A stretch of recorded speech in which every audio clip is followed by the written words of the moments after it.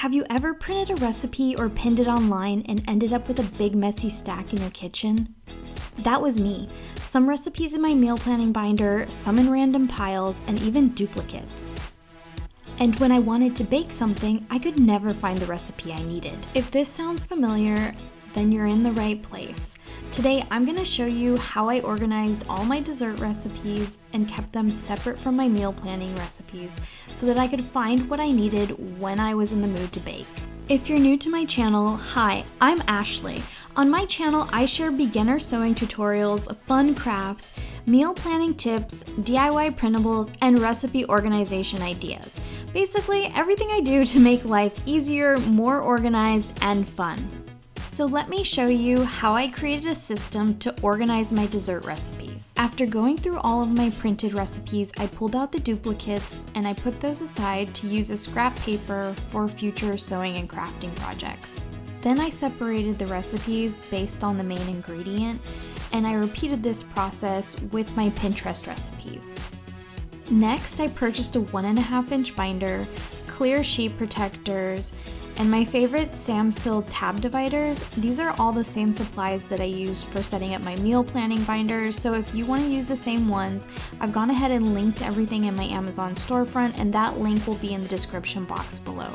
There will also be a clickable text link at the right top hand of the screen. After I gathered my supplies, I started inserting my recipes into the clear sheet protector so that they stay clean while I'm baking and they're easier to flip through.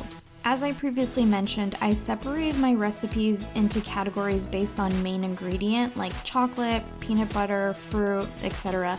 This works best for me because sometimes I crave a specific ingredient and I want all those recipes grouped together.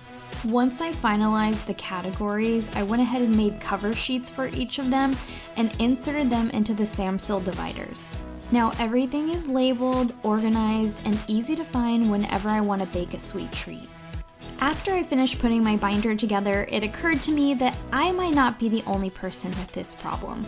So I created a free PDF download with all the cover sheet categories, both ingredient-based like mine, plus type of dessert categories like ice cream, frosting, etc. This way you can organize your binder exactly the way you want, whether by ingredient or by dessert type. The link to the free PDF will be down in the description box below. And if you want to organize all your recipes, not just desserts, check out my meal planning binder video. In that video, I show how I sort all my regular recipes and include printables just like the ones I'm sharing today.